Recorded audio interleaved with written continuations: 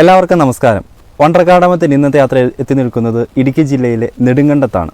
ഇപ്പോൾ ഏകദേശം 16 വർഷത്തോളമായി പഴക്കമുള്ള ഒരു ഏലത്തോട്ടം. അപ്പോൾ ഇന്ന് നമ്മുടെ പ്രേക്ഷകരിലേക്ക് നമ്മൾ എത്തിക്കാനായിട്ട് പോകുന്നത് വണ്ടർകാടമത്തിൻ്റെ ആദ്യ കാലങ്ങൾ മുതൽ നമ്മുടെ എല്ലാ എപ്പിസോഡുകളും പൂർണ്ണമായിട്ട് സപ്പോർട്ടുള്ള നമ്മുടെ സ്വന്തം ജിതിൻ ചേട്ടനോടൊപ്പമാണ്. അപ്പോൾ ഇന്ന് അദ്ദേഹത്തിൻ്റെ വ്യത്യസ്തമായിട്ടുള്ള ഒരു കൃഷി രീതിയാണ് പ്രേക്ഷകരിലേക്ക് എത്തിക്കാനായിട്ട് പോകുന്നത്.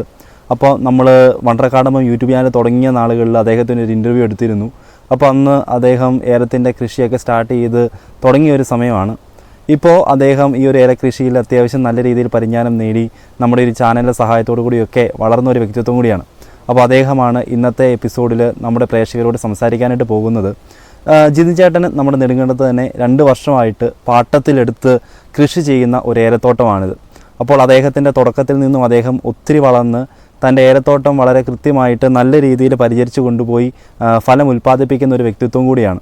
അപ്പോൾ അദ്ദേഹത്തിൻ്റെ വ്യത്യസ്തമായിട്ടുള്ളൊരു കൃഷി രീതിയാണ് നമ്മളിന്ന് കാണാനായിട്ട് പോകുന്നത്. അപ്പോൾ നമ്മുടെ കർഷകരെല്ലാവരും ആ ഒരു വലിയ കൊടും വേനലിന് ശേഷമുള്ളൊരു മഴക്കാലം എത്തി നിന്നപ്പോൾ തങ്ങളുടെ ഏലത്തോട്ടം നല്ല രീതിയിൽ പരിചരിക്കാൻ കുറേ കഷ്ടപ്പെട്ടവരാണ്. ഇപ്പോൾ എല്ലാവരും പറയുന്ന ഒരു കംപ്ലയിൻ്റാണ്, കാ പിടിക്കുന്നില്ല, കാ സെറ്റാവുന്നില്ല, അതുപോലെ തന്നെ പൂക്കൾ ഉണ്ടാവുന്നില്ല, ഏലത്തിന് നല്ല രീതിയിലുള്ള പച്ചക്കളർ ലഭിക്കുന്നില്ല, ഗ്ലേസിങ് കിട്ടുന്നില്ല എന്നൊക്കെയുള്ള ഒരുപാട് പരാതികൾ നമ്മൾ കേൾക്കുന്നുണ്ട്. അപ്പോൾ അത്തരത്തിലുള്ള പരാതികൾക്ക് ഒരുപാട് നമ്മൾ കേൾക്കുന്നതിൻ്റെ അടിസ്ഥാനത്തിലാണ് ഇന്ന് ഇങ്ങനെയൊരു വീഡിയോ ജിതിൻ ചേട്ടൻ്റെ തോട്ടത്തിൽ നമ്മൾ എത്തിക്കുന്നത്.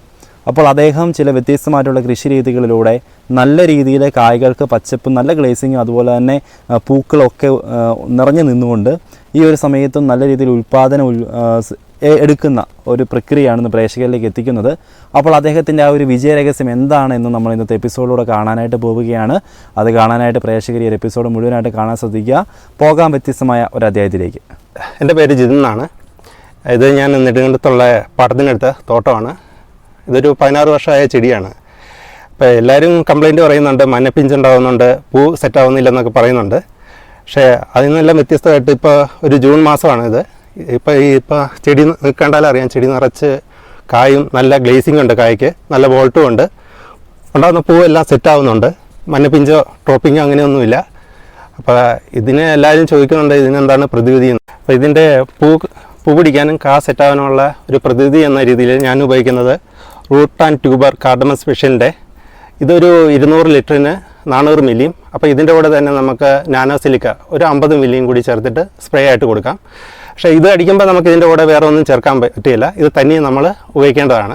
പിന്നെ അത് കഴിഞ്ഞിട്ട് നമുക്ക് വേണമെങ്കിൽ ഇസ്രായേൽ ടെക്നോളജിയുള്ള ഏതെങ്കിലും 19 നമുക്ക് ഒഴിച്ചു കൊടുക്കുകയോ നമുക്ക് ചെയ്യാം. അപ്പോൾ ഇത് കൂടാതെ നമുക്ക് വേരിൻ്റെ സംരക്ഷണത്തിനായിട്ട് നമുക്ക് എന്തെങ്കിലും ഒഴിച്ചു കൊടുക്കുകയോ വേര് അഴുകലിനുള്ള പ്രതിവിധികൾ ചെയ്യാം, അതിനൊന്നും കുഴപ്പമൊന്നുമില്ല.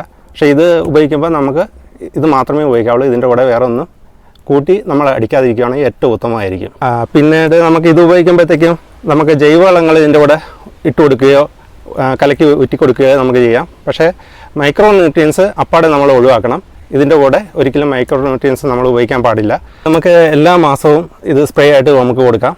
ഇതിൻ്റെ കൂടെ വേറെ വളങ്ങളൊന്നും ഉപയോഗിക്കേണ്ട, ഇത് മാത്രം നമുക്ക് സ്പ്രേ ചെയ്ത് കൊടുക്കുമ്പോൾ തന്നെ നല്ല മാറ്റം ചെടിക്ക് ഉണ്ടാവുകയും ചെയ്യും. പിന്നെ ഈ ചൂട് കാലാവസ്ഥയിൽ ഏറ്റവും അത്യുത്തമമാണ് ഇത്. നമുക്ക് കാർ ഡ്രോപ്പിങ്ങോ മഞ്ഞപ്പിഞ്ചോ പൂവൊഴിച്ചിലോ ഒന്നും ഉണ്ടാവുകയില്ല.